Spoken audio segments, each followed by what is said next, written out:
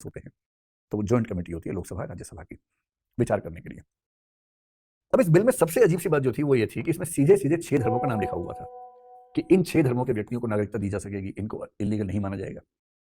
ऐसा देख के लगता है कि सीधे सीधे मुसलमानों को खारिज किया गया है, और ध्यान से देखेंगे तो यहूदियों को भी खारिज किया गया। यहूदी भी इसके अंतर्गत नहीं है, वरना ज्यूस तो लिखा होता, वो भी नहीं लिखा हुआ है, नास्तिक भी नहीं लिखा हुआ है, और कुछ लोग कहते हैं कि शिया मुसलमान, अहमदिया मुसलमान है। जेपीसी ने खूब डिस्कशंस की। देखिए, जेपीसी में ही बहुमत आमतौर पर सरकार का ही होता है, तो जेपीसी अंततः वही फैसला करती है जो फैसला सरकार का होता है। हल्का फुल्का चेंज आमतौर पर हो जाता है। जेपीसी ने बहुत सारे संवैधानिक विशेषज्ञों को बुलाया, उनसे पूछा।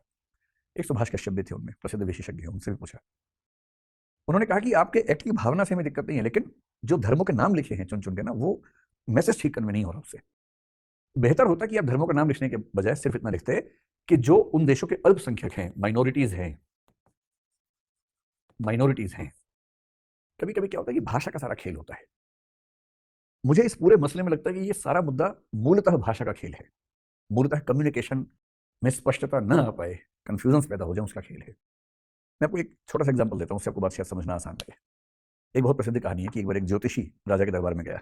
राजा ने बुलाया था उसको। राजा तो आपको पता है फ्री होते हैं, ये सब काम करते रहते हैं आमतौर पर।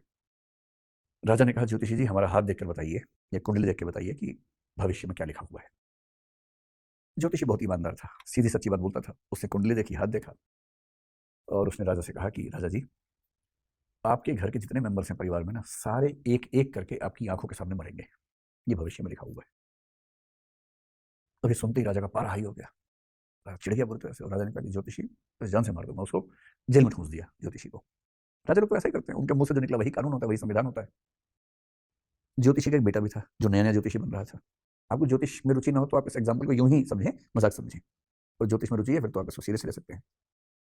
तो ज्योतिषी के बेटे को लगा कि मुझे अपने पापा को बचाना चाहिए। अगले दिन वो पहुंच गया राजा के दरबार में, और उसने सूचना दी कि एक दूसरे ज्योतिषी जी आए हैं, राजा से मिलना चाहते हैं। तो राजा तो वेला बैठा हुआ था, खाली बैठा हुआ था। उसने बुलाओ बुलाओ, चलो कुछ टाइम तो गुजरेगा। इसको बुलाया छोटे ज्योतिषी को। राजा ने कहा, भाई तुम तो बहुत ही छोटे हो, क्या चाहते हो? उसने कहा, मैं छोटा दिखता हूँ उम्र में, ज्योतिषी बहुत प्रकांड हूँ। तो राजा ने कहा, ठीक है भाई, तुम भी हमारा हाथ देखो, कुंडली देखो, बताओ ठीक से। और इस लड़के ने क्या समझदारी की, इसने राजा का हाथ देख के, कुंडली देख के कहा कि राजन, आपके ग्रह बता रहे हैं कि आप अपने पूरे खानदान में सबसे लंबे समय तक जिएंगे। राजा तो गदगद हो गया, पूरी सभा में तालियां पीटने लगे सब लोग, मस्त हो गए सब लोग। और राजा ने कहा कि यार तूने दिल खुश कर दिया, बता क्या तुझे पुरस्कार दिया? उसने कहा, पुरस्कार कुछ नहीं, मेरे पिताजी से जो कल आए थे, जेल में ठूस रखे आपने, उनको छोड़ दीजिए और हमें बख्श दीजिए, यही पुरस्कार है। राजा ने कहा, चलो ठीक है। ज्योतिषी को बुलाया और कहा कि बेटे से सीखो, इतने साल के हो गए, ज्योतिष अब तक नहीं सीख पाए, बेटे को ज्योतिष आता है ठीक से। तो दोनों चले गए। बाद में किसी समझदार आदमी ने, सब लोग मरेंगे, और दूसरे ने कहा कि आप अपने परिवार में सबसे ज्यादा समय तक जिएंगे, इन दोनों बातों में क्या अंतर है? तो एक ही बात है, मैं अपने परिवार में सबसे लंबे समय तक जीऊंगा, और पुराने ज्योतिषी ने ऐसा क्या बताया था कि आप जेल ठूस रहे थे उसको? तब राजा को समझ में आया। तो अजीब या सबसे रोचक मत लिखिए कि हिंदू को देंगे, सिख को देंगे, जैन को देंगे, बौद्ध को देंगे, पारसी ईसाई को देंगे। आप लिखिए कि इन देशों के माइनॉरिटीज को, रिलीजियस माइनॉरिटीज को नागरिकता देने में प्राथमिकता दी जा सकती है। तो विवाद नहीं होगा, संविधान की भावना के अनुसार आपको यह बात ठीक लगेगी। सरकार इस बात पे एडमेंट थी कि नहीं, हमें तो नाम ही लिखने हैं।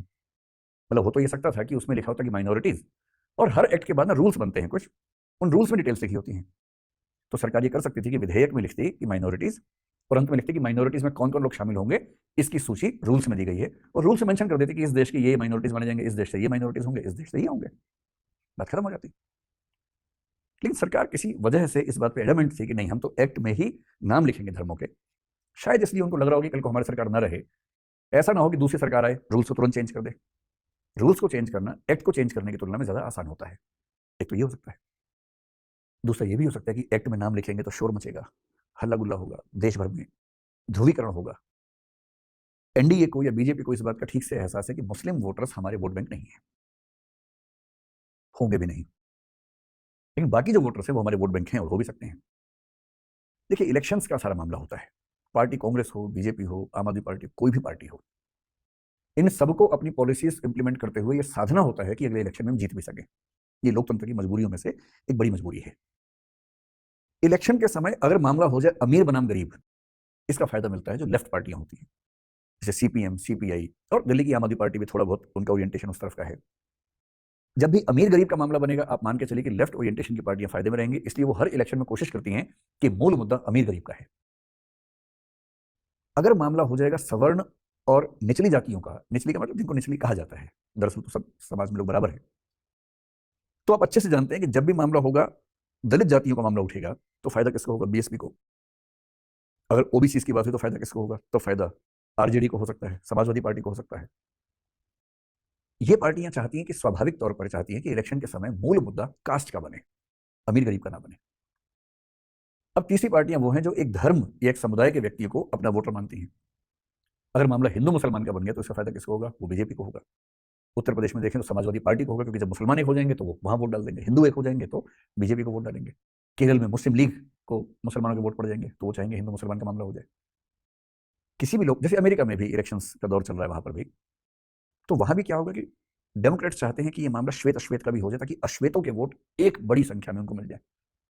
दुनिया भर के हर देश की डेमोक्रेसी में कौन सा वोट बैंक हमारे पक्ष में काम करेगा, किस तरह के ध्रुवीकरण से हमारी पार्टी को फायदा मिलेगा, इस पर निगाह हर पार्टी की रहती है, जो कि स्वाभाविक है।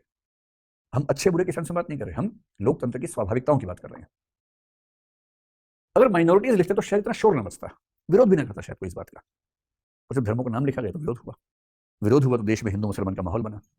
हिंदू मुसलमान का माहौल बना तो ऐसा माहौल जब तक बना रहेगा तब तक कुछ पार्टियां फायदे में रहेंगी। और इसलिए कुछ लोग कहते हैं कि धर्मों का नाम देने के पीछे मूल वजह ये थी ताकि इस वजह से ध्रुवीकरण, पोलराइजेशन धार्मिक आधार पर हो, वरना यही काम केवल रिलीजियस माइनॉरिटीज, धार्मिक अल्पसंख्यक शब्द लिख के भी किया जा सकता था, इसमें कहीं कोई समस्या नहीं थी। और सूची को एक्ट में देने की बजाय रूल्स में दिया जा सकता था, इसमें कहीं कोई समस्या नहीं थी। ऐसा बहुत सारे एक्ट्स में होता है कि रूल्स में सूचनाएं आती हैं। ये सुझाव दिया सुभाष कश्यप ने और कई और लोगों ने, मतलब जो मैंने